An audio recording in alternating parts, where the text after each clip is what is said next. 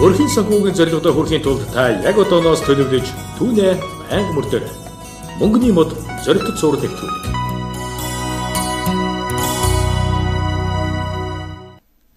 За тэглэг шууд хөтөлбөртэй хамтдаа байгаа үзэх сонсогч та бүхэндээ маш их баярлалаа. Өргөжлүүлээд гэр бүлийн санхүүгийн боловсрол зориулсан мөнгөний мод шууд нэвтрүүлгийг яг одоо хүрэхэд бэлэн болсон. Өнөөдөр бидний ярилцах сэдэв бол зээлийн мэдээллийн сан гэсэн сэдвээр ярилцах болно. За тэгээд нэвтрүүлэгт хүрэлцэн ирсэн зочноо танилцуулаад та бүхэн манаас бидний нэвтрүүлэгт идэвхтэй оролцоод яг зээлийн мэдээллийн сангийн талаарх мэдээлэлээ бас энэ цагт бас амжаад аваарай гэж үзэх сонсогч та бүхэнд хэлэх байна. За тэгэлгүй яг тэгэхээр Монгол банкны хяналт шалгалтын газрын мониторинг санхүүгийн үйлчилгээний хэлтсийн хянан шалгагч, улсын байцаагч, за наран талаа манай нэвтрүүлэгт өргөдөө ирсэн. За бид зээлийн мэдээллийн сан сэдвээр ярилцах болно. За орой минь төргий. Орой минь. За эхлээд зээлийн мэдээллийн сан гэж юу вэ гэсэн тодорхойлолтоос эхлээд ярилцъя тийм ээ. За зээлийн мэдээллийн сан гэдэг нь бол зээлдүүлэгчийн өмнө гэрээр хүлээсэн бүх төрлийн санхүүгийн үр авлгын талаарх мэдээлэл зээлийн мэдээллийн сан гэнэ. Ерөөсөө зээл авч байгаа бүх хүний мэдээлэл энд байна гэсэн үг үү? Зээлийн мэдээлэл Монгол банкны зээлийн мэдээллийн санд холбогдсон бүх аж ахуй нэгж хуулийн этгээдүүдийн мэдээлэл нийлүүлэгдсэн мэдээллийн одоо цуглуулга гэх юм уу. За тэгэхээр зээлийн мэдээллийн санд ямар байгууллагууд холбогдсон байна вэ? Ер нь ямар байгууллага одоо жишээлбэл би дөнгөсөө асуусан зээл авсан хүн болгон гэдэг энэ мэдээлэл нь орох уу гэж асуусан. Гэтэл арай өргөн хүрээтэй шүү дээ тийм ээ. Яг үнэ зээлийн мэдээллийн тухай хууль Монгол улсын их хурлаар 2011 онд батлагдсан. Энэгээр зээлийн мэдээллийн сан гэж юу вэ?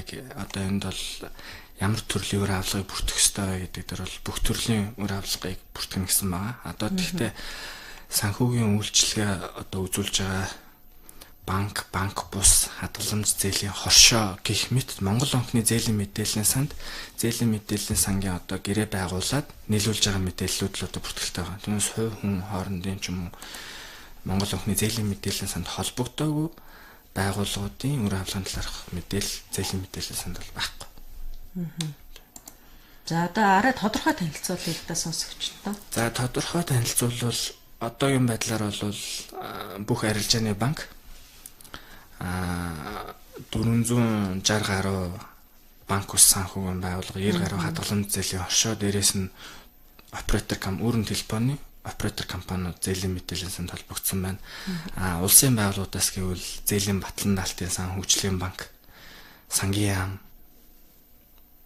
гэсэн байгууллагад Монгол банкны зээлийн мэдээллийн санд мэдээлэлээ нийлүүлж байна. За зээлийн мэдээллийн санг яг хэрхэн яаж авах боломжтой байдгийг. За жилдээ жишээлх юм бол хэдэн удаа авах уу ч гэдэг юм. Иймэрхүү асуудлууд бас иргэдийн дунд байдаг л да. За зээлийн мэдээллийн сангаас иргэд аж ахуй нэгжил авлага бол өөрсдийнхөө хамгийн ойрхон харилцдаг банкнасаа авнаа. Нэг удаа авах уу? За энэ шаардлагатай тохиолдолдоо өөрсдийнхөө харилцдаг банкндаа хандаад би одоо зээлийн мэдээллийн сангийн лавлага авмаар байна гэдээ авч болно. За хичнээн улс орон ер нь энэ зээлийн мэдээллийн санг ашигладаг юм болоо. Ер нь дэлхийн улс орнууд тийм хөгжил тийм ээ одоо энэ зээлийн мэдээллийн сангийн хөгжил ямар байдаг юм бол. За их гоё асуулт. Зээлийн мэдээллийн сан гэдэг маань одоо олон улсад бол кредит репортинг сервис гэд маш өргөн ойлголттой байдаг.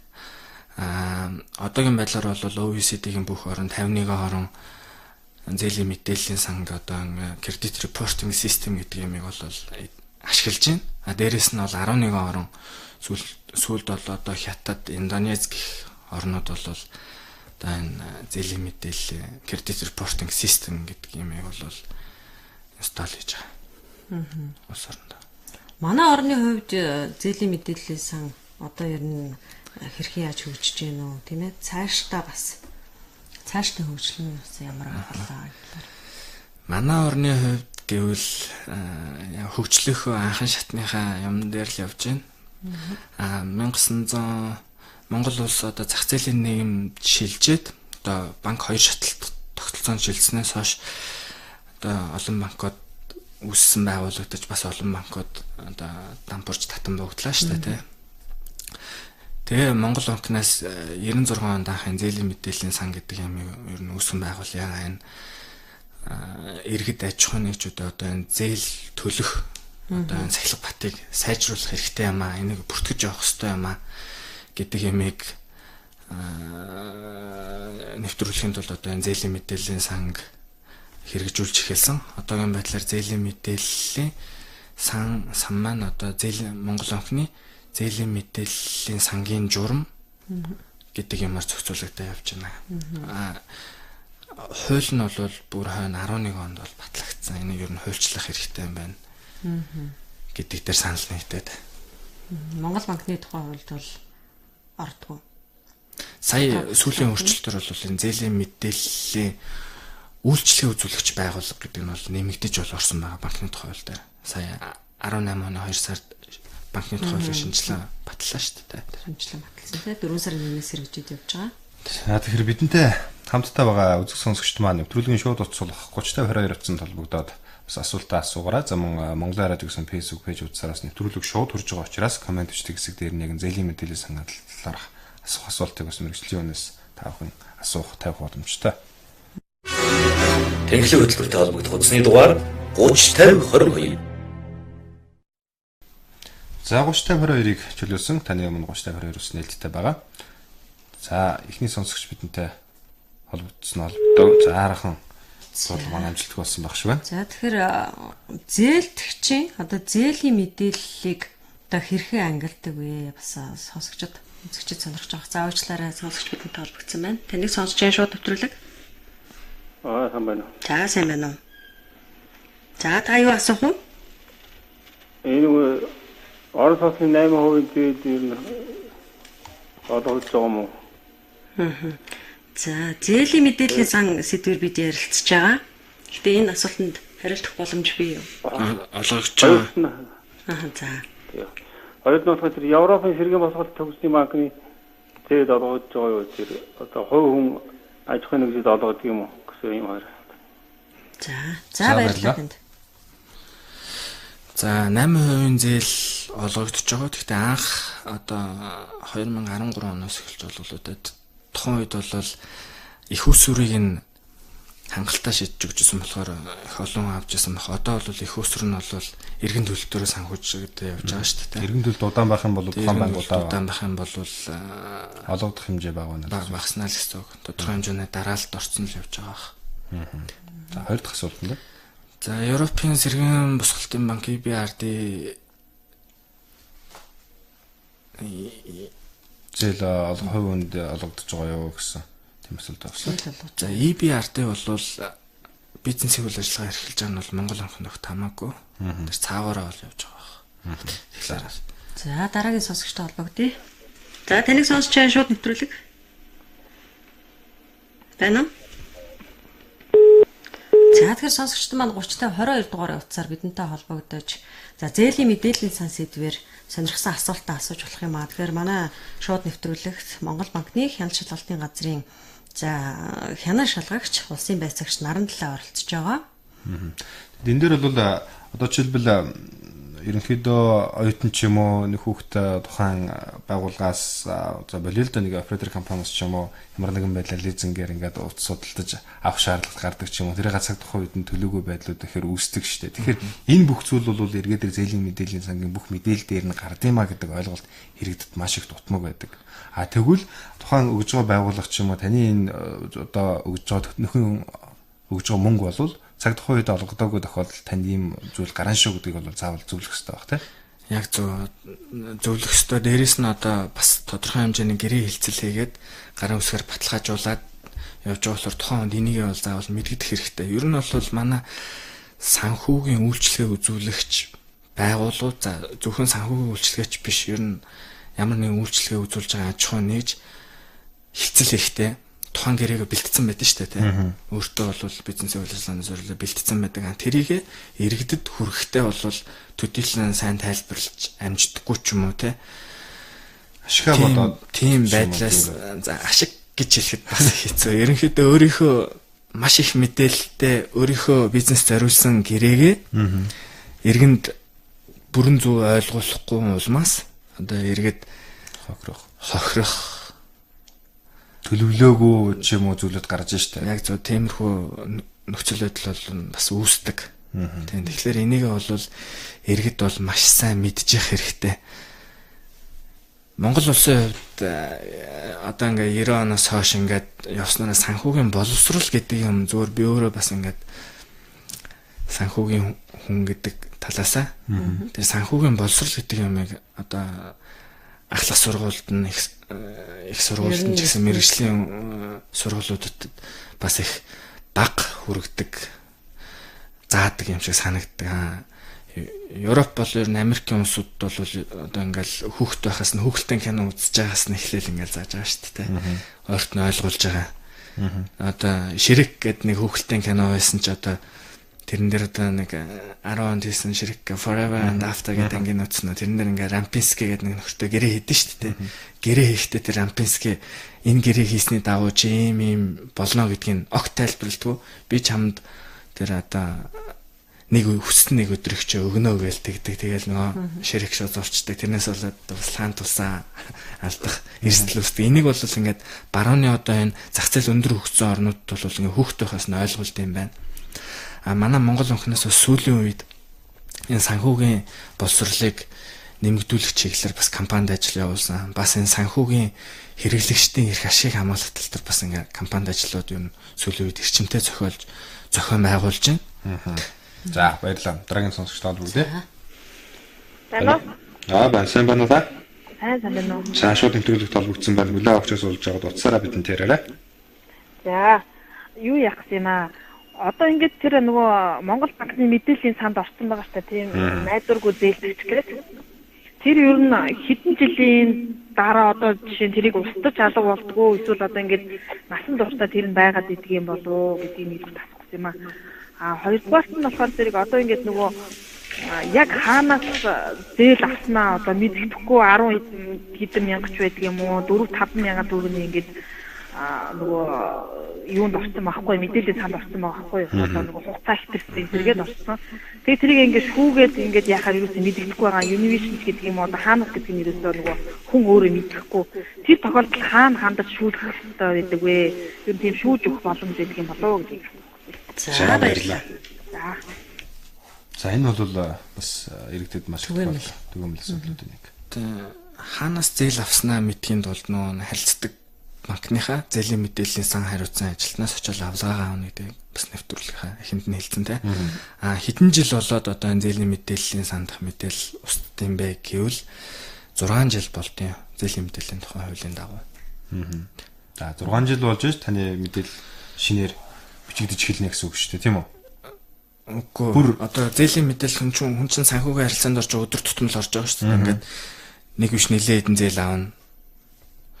Тэгээд тэр болгон дээрээ одоо ингээд аль нэг нь одоо манай иргэд бас нэг найдваргүй зээлийн нэр томьёоны бас нэг нэр томьёо энэ санхүүгийн хэллэгээр бас манайхан зөв хэлдэг байх хэрэгтэй. Чанаргүй зээлийн түүх гэж одоо найдваргүй гэхэлэр чинь бас найдваргүй бүр ямар ч удаа үгүй.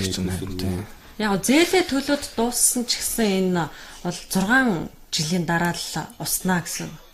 Тийм үү? Тийм. Мэдээлэл нь байхгүй болно гэсэн үг байна шүү дээ. Мэдээлэл нь зөвхөн харагдахгүй болно. Тэр нь тийм одоо зохицуулагч байгууллага бидний хувьд бол харагдана. Нөө нэг яг хэрэгжүүлдэг бизнесийн байгууллагууд бол харагдахгүй. Түрүүн бас би хэлсэн шүү дээ тийм ээ. Зээлийн мэдээллийг одоо хэрхэн яаж ангилдаг вэ гэдэг дээр бас сонсогчдод тодруулж хэлж өгье л даа. За энэ бол зээлийн мэдээллийг ангилахад бол Монгол банкны ерөнхийлөгч санхүүгийн зохицуулах хорооны дарга сангийн яамны сайд 3 хамтарсан одоо актив ангилах журам гэдэг эрх зүйн баримтч гэдэг. Энэгээр бол 90-с дээш бол тэг чанарг бол авч байна. 90-с дээш 3 сараас дээш 180-аас 360 гэдэг.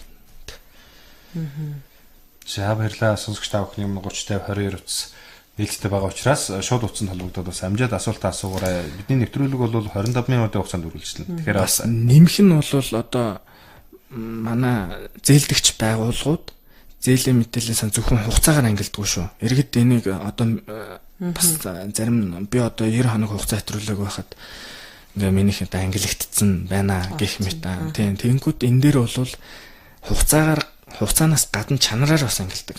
Тийм тэрийг бас мэдэх хэрэгтэй.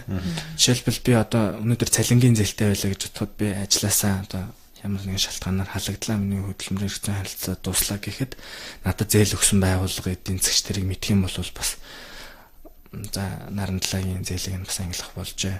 Ингээд ангилж болно. Яг энэ зээлийн мэдээллийн сан дээр холбогдуулаад яг иргэдээс ямар одоо жишээлбэл гомдлууд ирдэг үү? За яг үүнийг иргэд маань яг яаж ойлгох вэ? Нэгдүгээрт бол сая бид ярьж ирсэн нэг санхүүгийн боловсролын мэдлэгтэй байя гэдэг бол дараа нь өөр юуг анхаарах вэ? Зээлийн мэдээллийн сан дээр анхаарах зүйлүүдийг бас иргэд сонсогчтой хэлээдэг л дээ. За мэдээж хамгийн түрүүнд санхүүгийн боловсролтой байх хэрэгтэй. Хоёрдугаарт гэвэл одоо зээлээ төлөе гэсэн одоо сэтгэлтэй байх хэрэгтэй. Нэгэнт би одоо хүнээс мөнгө инзээсэн бол тэрийг өгөх ёстой гэдэг одоо хүмүүжлтэй гэх юм да. Тийм бодолтой байх хэрэгтэй. Яагаад гэвэл өнөөдөр авсан зээлийн түүх маань одоо ирээдүйд харагдана. Одоо зээлийн мэдээллийн сан маань одоо ирээдүйд хөгжинэ. Одоо манайхан бол одоо кредит скоринг хийх талаар ингээ ярьж байна. Одоо ер нь зээлийн мэдээллийн сан эдийн засагт яг ямар үр дагавар үзүүлдэг юм бэ гэвэл нэгдүгээр зах зээл дэх зээлийн ерөнхий түвшин бол бууруулд юм байна. Хоёрдугаарт банкны хяналт шалгалтыг бол сайжруулт юм байна. Гуравдугаарт гэвэл одоо энэ зээлдэгчийн санхүүгийн одоо тэр зээлээ төлөх хүсэл зорилгыг нь бол нэмэгдүүлж одоо сахилга батыг сайжруулт юм байна. Дөрөвдүгээрт бол мэдээллийн одоо энэ тэнцвэргүй байдлыг бууруулдаг юм байна гэдэг нь бол ингээд янз янзын судалгаа шинжилгээний ажлаар нотлогдсон болохоор олон улсууд бол энэ зээлийн мэдээллийн санг хөгжүүлэх нь зайлшгүй юм аа гэдэг дээр бол одоо ингээд санал нийтэд одоо өндөр хөгжилтэй OECD-ийн орнуудаас ахвалаад ингээд Азийн бар улс орнууд ингээд нэвтрүүлээ явдаг тий. За баярлалаа, сонсох шалгагдсан байгаа. Байна уу? Байна. Сайн байна да. Сайн байна. Би нэг юм асуух гэсэн. За, суугаарай. Би одоо нөгөө хашаач ингээд зээлтэй байгаа. Тэгээ би нөгөө төлөх нөгөө гараап гарсан байгаа. Одоо тэдэн төгрөг төлнө гэсэн. Тэрийг би дандаа ерөөсөө яг эхнээсээ эхлээ одоо 2 жил төлж जैन л да. Эхнээсээ эхлээ дандаа хэтрүүлж төлөө яваад байгаа байхгүй юу? Тэр миний зээлийн нөгөө хугацаа найзлахад нөлөөлөх юм байх бол тэрийг асуух гэж. Зээлийн хугацаанаас өмнө нэмэгдэл байдлаар төлөөд байгаа юм байна л да, тийм ээ? Тий, одоо би юу гэх юм 400 мянган төгрөг төлөх бол 450 мянган төгрөг төлөө яваад байгаа байхгүй юу? Тэгээ миний зээлийн хугацаа найзлах юм бол яаж юм тэрийг асуух гэж. За, баярлалаа танд. Мэдээж наашлалгүй яах вэ? Таны зээл одоо зээлийн гэрээ байгуулахад танд одоо зээл төлөлтийн график гэдэг юмыг бол зайлшгүй танилцуулсан байх хэрэгтэй. Тэрэн дээр та өгсдөө мөнгнөөсөө илүү мөнгө төлөө яваад байгаа бол одоо үндсэн зээлээс чинь бол хорогдоод хасагдаал явна гэсэн үг. Тий. Зээлийн гэрээг иргэд маань маш сайн уншдаг байгаа ч. Зээлийн гэрээтэйгээ магадгүй 2 хоног ч юм уу 3 хоногийн хугацаанд танилцаад та танд одоо банкны ажилтан те та ямар ч хэсэн зээлийн гэрээтэйгээ нэг 2 хоног танилцаа тэгээд эргээд бас бидэнтэй ирээрээ энэ бүх зүйлүүд ингээ зөвлөө хэлээд өгдөг ч юм уу. Яг зөв тэгдэг болох хэрэгтэй. Тэгтээ яг манай иргэд болохоор одоо ерөнхийдөө нийгэмд ажиглагдж байгаа нэг зүйл нь болохоор зайлшгүй яг өнөөдөр ингээ санхүүгийн хэрэгцээ болох үедээ банкнд ханддаг. Тэгээ банк нь болохоор судалж үзэж байгаа. За та төдний өдөр ингээ зээл чинь одоо манай зээлийн хорогоор батлагдсан зээлээ авч болно гэдэг нь очил зээлээ зурчдаг. Тэгэхээр present value гэдэг одоогийн үн цэнээрээ хэдэн төгрөг авч байгаа. Одоо манайхан ч одоо ипотекийн зээл авахд л одоо ингээл даатгалын мөнгө, эрсдлийн сангийн мөнгө те. Гэх мэтчлэн маш олон шимтгэл авч байгаа. Тэгээд одоо 100 төгрөг өссөн бол 98 төгрөг ч 100 төгрөгийн гэрийн дээр хариуцлага зурулж байгаа тохиолдлууд байгаа шүү дээ. Одоо түрүүн таны асуусан Монгол банкн дээр ямар төрлийн өргөдөл гомдол ирж ийнэ гэвэл ийм төрлийн өргөдөл гомдол ихэрдэг.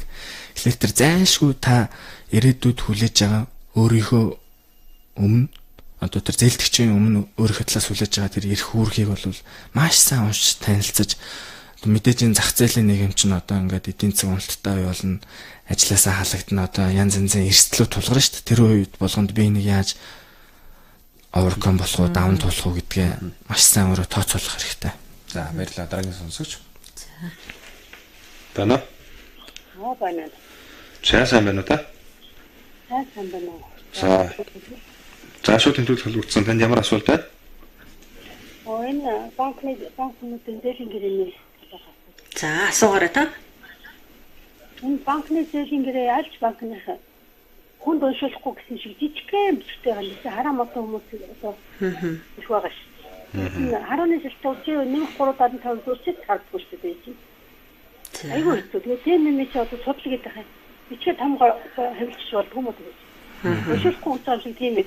Бичгээ хэвлэгчээс одоо хэн унших юм бэ? За баярлаа. Таны саналыг бид хүлээж авлаа.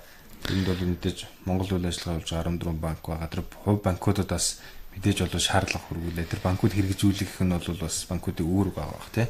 Яг зөв.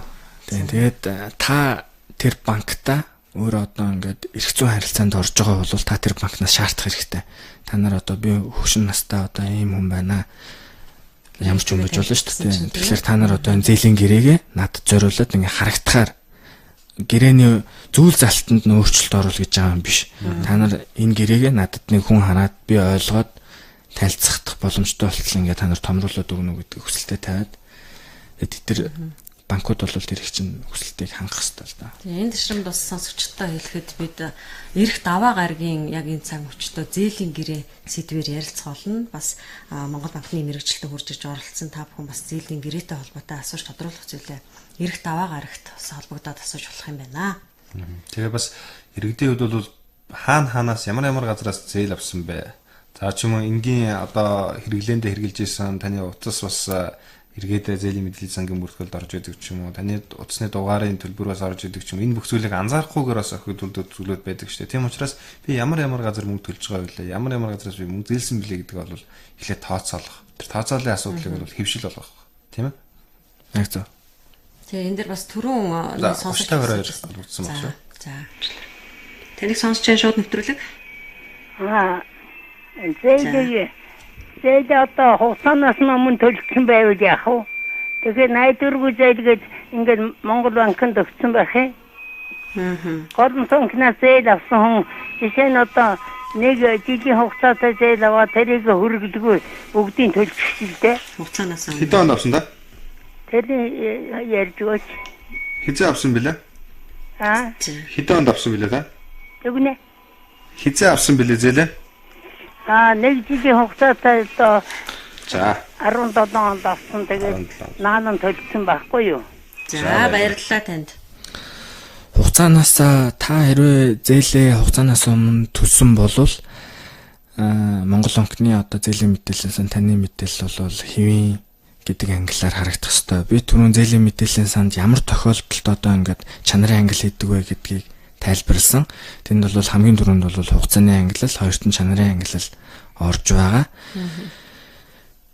Тэ үнэхээр манай аль нэг арилжааны банк таныг ингээд хугацаанаас өмнө зээлээр хүлээсэн үр төлбөрийнхөө одоо үр төлбөрөө барагдуулчаад байхад зээлийн мэдээллийн санд ингээд хандсан болвол та Монгол банкны одоо хяналт шалгалтын газар хандаад энэ яг үнэхээр над дээр яг ямар процесс болсон бэ гэдэгтээ бол аль биесээр хариулт авч болно.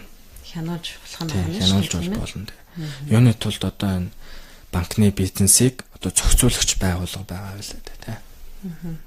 Сонсогч залгаж जैन. За маш товчхон хурдан хариулт өгөөд нэвтрүүлгээ өндөрлөе. За таныг сонсож байгаа шууд нэвтрүүлэг. Байна. За. Тийм аа. Тэгээд ингэдэг байхгүй юу? Нэг яг хугацаанд одоо шууд 10 төлөхтэй байдаг 15 төлсөн энэ тохиолдолд одоо яах юм бол. За баярлалаа та хариултаа радиогоор сонсоорой. За товчхон 10 төлөх ёстой байсан зээлийн үүрэг 15 төлөгдсөн бол таних хэвэн байх ёстой. За баярлалаа. За баярлалаа. Өнөөдрийн нэвтрүүлэг бас энэ хүрээд өндөрлөж байна. Өнөөдөр бид зээлийн мэдээллийн сангийн талаар бас ярилцлаа. Нэвтрүүлэгтээ оролцсны сонсогч та бүхэнд баярлалаа.